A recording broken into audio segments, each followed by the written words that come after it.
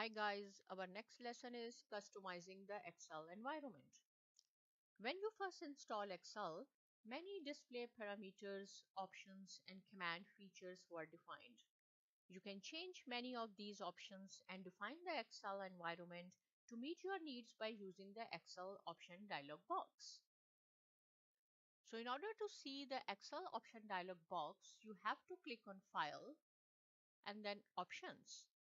The Excel option dialog box contains categories on the left-hand pane. Each category when clicked like this, each category when clicked displays options on the right-hand pane, and the few categories are here. When you open Excel, by default, the font is Calibri, font size is 11, and there is only one sheet. Suppose you want to change the default size to 14, font Arial Black, and number of worksheets in a new workbook to 4.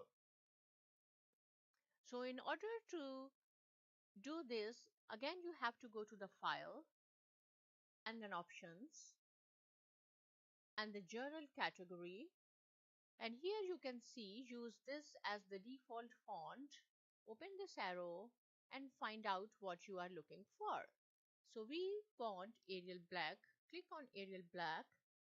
Font size, if suppose you want 14, include this many sheets 1, 2, 3, 4, and OK.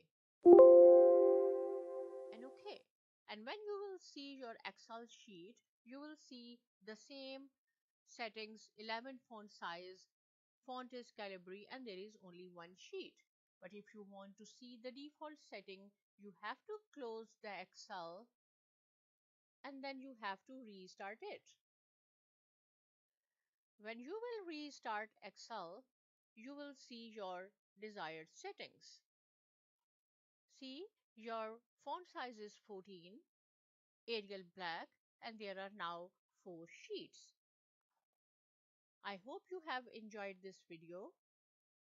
So we will use more sum features in the next session. Thank you.